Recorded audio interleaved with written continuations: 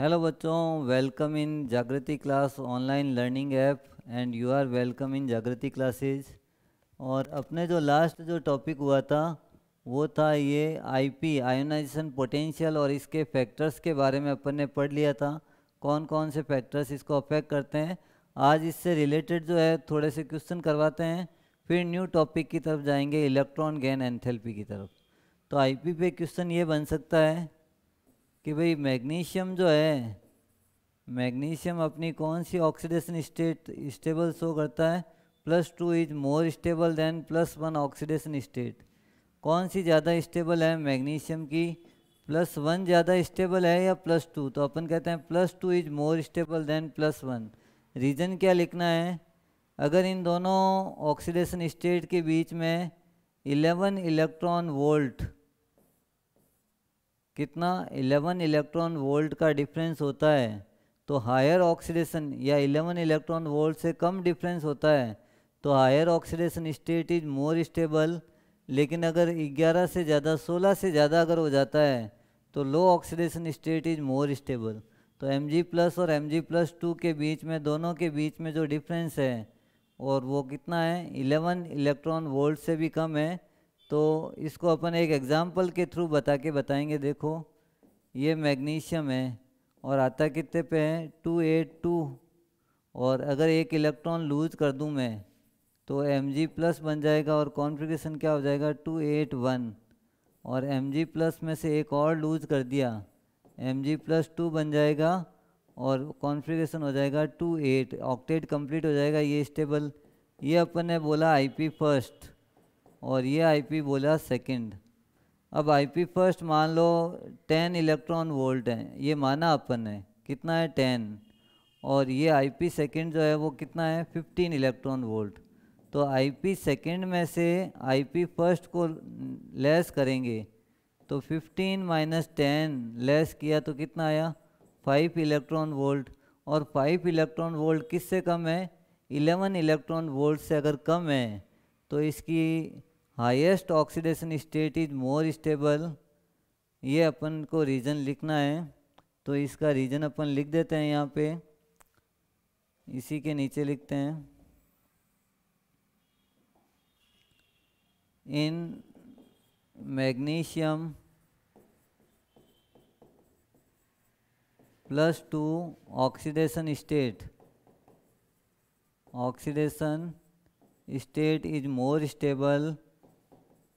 is more stable because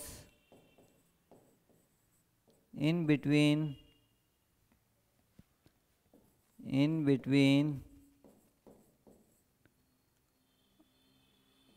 ionization enthalpy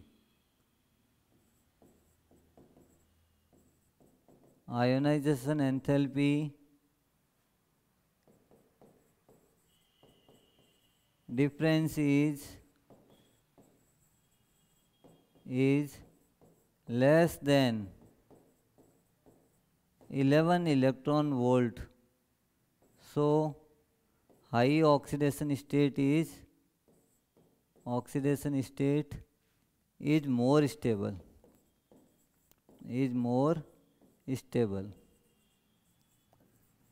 तो ये इसका रीज़न है।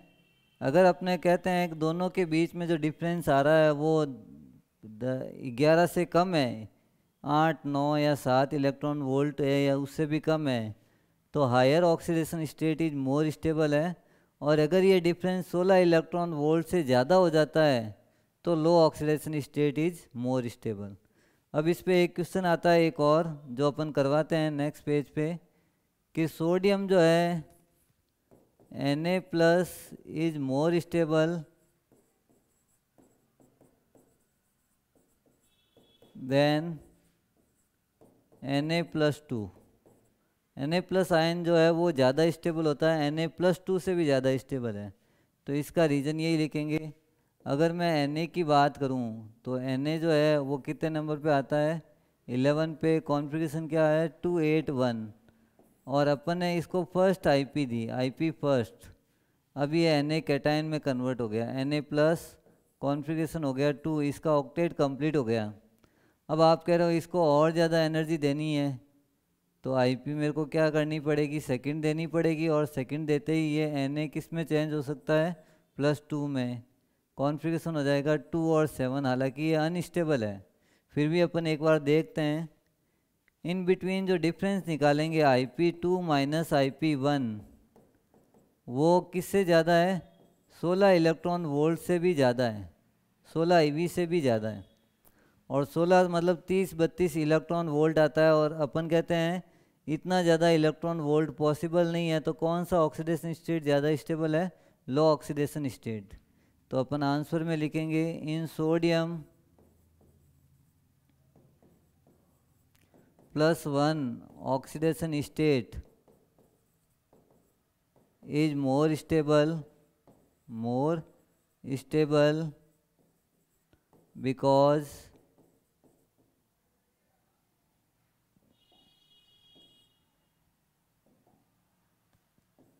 because in between IP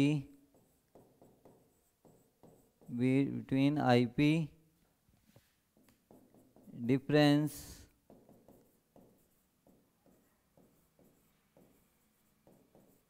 is more than 16 EV, so low oxidation state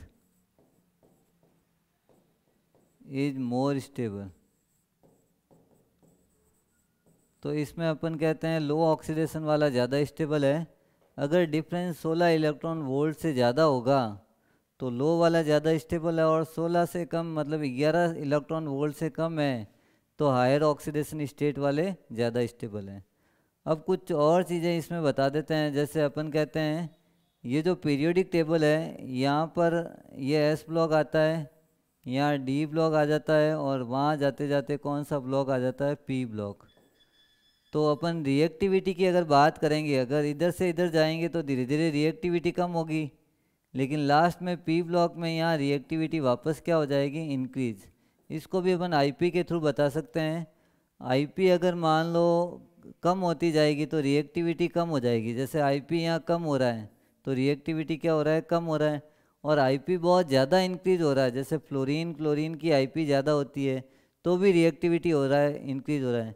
लेकिन IP अगर धीरे धीरे कम हो रहा है और वापस जाके बिल्कुल कम हो जाएगा, या तो आईपी कम होनी चाहिए, बिल्कुल कम होनी चाहिए तो रिएक्टिविटी इंक्रीज होती है, या आईपी बहुत ज़्यादा होनी चाहिए तब रिएक्टिविटी इंक्रीज होती है। तो ऊपर से नीचे जाता है तो रिएक्टिविटी इंक्रीज होती है क्योंकि आईपी में डिक्रीज हो रहा है, और लेफ़्ट टू राइट जाता है तो आईपी इंक्रीज हो रही है। और आईपी बहुत ज़्यादा इंक्रीज होती है तो भी रिएक्टिविटी बढ़ती है। तो अपन को मालूम है, जैसे इधर से अगर Na लिया और उधर से Cl ले लिया, ये दोनों मिलके क्या बना सकते हैं, कंपाउंड बना सकते हैं।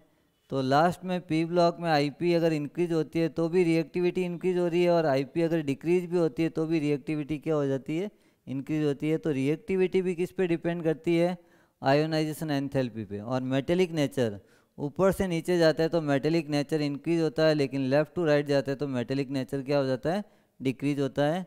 नॉन मेटेलिक करेक्टर्स इंक्रीज होता है। ये भी चीज़ अपन को ध्यान रखनी है, ये भी आईपी के ऊपर बेस्ड है।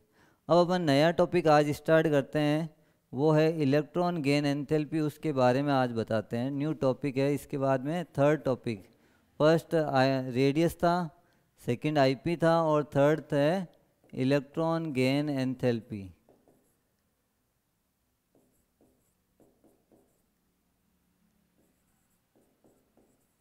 या इसको इलेक्ट्रॉन एफिनिटी भी बोलते हैं, AFFINITY, इलेक्ट्रॉन एफिनिटी। देखो बच्चों, इसमें इलेक्ट्रॉन एफिनिटी का मतलब क्या हो गया, ये मान लो न्यूट्रल गैसियस एटम है, और न्यूट्रल गैसियस एटम के वैलेंस सेल में अगर आपको इलेक्ट्रॉन ऐड करवाना है तो इसमें से जो एनर्जी रिलीज होगी, उस रिलीज एनर्जी का नाम अपन क्या देंगे, इलेक्ट्रॉन एफिनिटी या इलेक्ट्रॉन गेन एंथैल्पी। तो इसकी डेफिनेशन लिख देते हैं, in neutral gaseous atom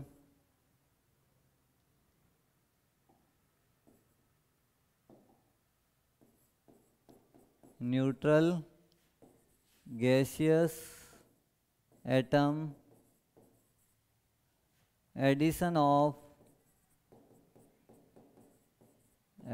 of one or more electron in valence shell,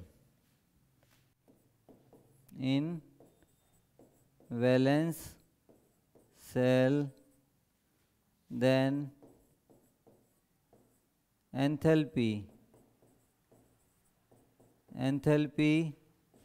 changes is known as electron affinity. इसी को अपन क्या बोलते हैं, is known as electron affinity. कोई भी न्यूट्रल गैसेस एटम में अगर आपको इलेक्ट्रॉन ऐड करवाना है और ऐड करवाने पे जो एंथैल्पी चेंज होती है उसी को अपन क्या बोलेंगे यहाँ पे, electron affinity. It may be endothermic and exothermic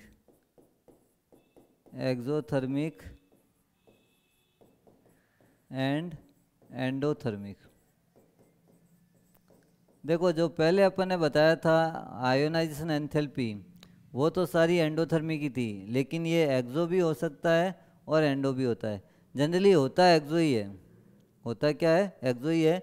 example देके बताएंगे. जैसे Cl है, Cl का कॉन्फ़िगरेशन क्या होता है 287, और ये कौन सा गैसियस न्यूट्रल एटम है.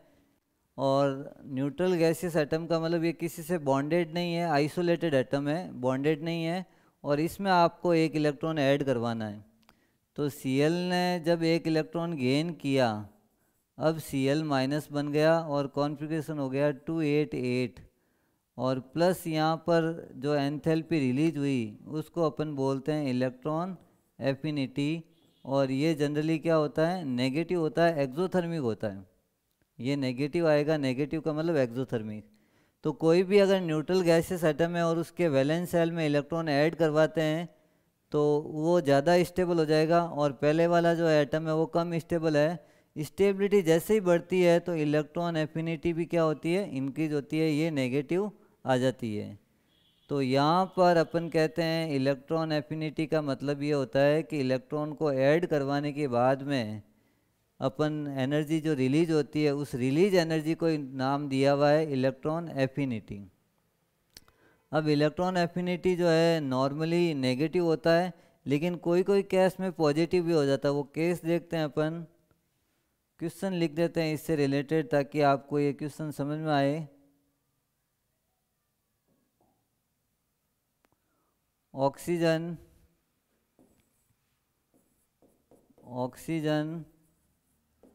First electron gain enthalpy is negative, but second electron gain enthalpy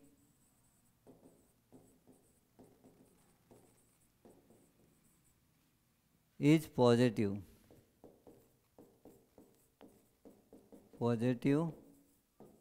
Why? Reason देना है why. आंसर क्या लिखेंगे, देखो फर्स्ट इलेक्ट्रॉन गेन एंथैल्पी वो तो है नेगेटिव, और सेकंड इलेक्ट्रॉन गेन एंथैल्पी क्या है, पॉजिटिव. रीजन क्या है, तो देखो ऑक्सीजन रीजन में समझाना है 2 और 6. अभी ये ऑक्सीजन 2 और 6 पे है, ऑक्टेट कंप्लीट नहीं हुआ. अगर इसने एक इलेक्ट्रॉन गेन कर लिया तो अब ये किस में चेंज हो गया, O माइनस में, और कॉन्फ़िगरेशन क्या हो गया 2 और 7. अब ये नेगेटिव चार्ज आ गया. अब सेकंड प्रोसेस में O नेगेटिव है और इसमें एक और इलेक्ट्रॉन इसने गेन किया, तब ये O-2 बन जाएगा और कॉन्फ़िगरेशन हो जाएगा 2-8. अब यहाँ पर इलेक्ट्रॉन एफिनिटी ये रिलीज हुई, ये नेगेटिव आएगी, और ये जो इलेक्ट्रॉन एफिनिटी आएगी ये क्या आएगी, पॉजिटिव आएगी. रीज़न क्या है, पहली नेगेटिव लेकिन दूसरी पॉजिटिव. क्योंकि देखो अगर न्यूट्रल गैसेस एटम है, ये मान लो बॉल है और इस पर कोई चार्ज नहीं है, और इस पे चार्ज नहीं है, और आपने एक इलेक्ट्रॉन इसमें डाल दिया बॉल के अंदर, तो इसने बॉल को इलेक्ट्रॉन को एक्सेप्ट तो कर लिया, लेकिन अब चार्ज कौन सा है इस बॉल पे, नेगेटिव चार्ज आ गया. पूरी बॉल पे चार्ज क्या आ गया, नेगेटिव. अब आप कह रहे हो मैं सेकंड इलेक्ट्रॉन भी डालना चाहता हूँ, तो नेगेटिव और इस नेगेटिव के बीच में अब क्या होने लग जाएगा, रिपल्सन। और रिपल्सन होगा तो यहाँ पर इलेक्ट्रॉन जो है इजीली एक्सेप्ट नहीं कर पाएगा। पहले वाला इलेक्ट्रॉन तो एक्सेप्ट कर लिया क्योंकि इसको रिक्वायर्ड थी, लेकिन रिक्वायरमेंट नेगेटिव आने के बाद में इन दोनों के बीच में अब क्या हो जाएगा, रिपल्सन। तो सेकंड इलेक्ट्रॉन गेन एंथैल्पी जो है वो उसमें आपको एनर्जी देनी पड़ेगी, एनर्जी वेस्ट करनी पड़ेगी, और वो हमेशा क्या होगी, पॉजिटिव होगी। तो इसका रीज़न लिख देते हैं, इसमें रीज़न यही लिखते हैं, in neutral gaseous atom, if addition of one electron then it is negative, but after gain of electron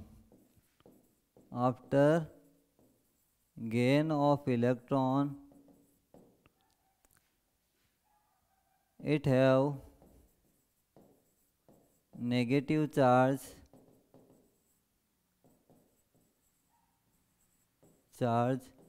due to repulsion between O negative and electron, second electron gain enthalpy is positive. तो ये second electron gain enthalpy positive, क्योंकि negative में क्या हो रहा है, repulsion, और repulsion में इजीली वो एक्सेप्ट कर नहीं पाएगा, इसलिए अपन कहते हैं सेकंड वाली क्या होती है, पॉजिटिव होती है। तो आज अपन इतना करते हैं, फिर कल इसके बताएंगे फैक्टर्स कौन कौन से अफेक्ट करते हैं इलेक्ट्रॉन गेन एंथैल्पी के, और उसी के बाद में अपन टॉपिक कर देंगे इलेक्ट्रॉन नेगेटिविटी क्या होती है, डेफिनेशंस और फैक्टर्स। तो आज की क्लास को अपन यहीं फिनिश करते हैं। Thank you for joining this class, to be continue watching this video and share this video. Thank you boys.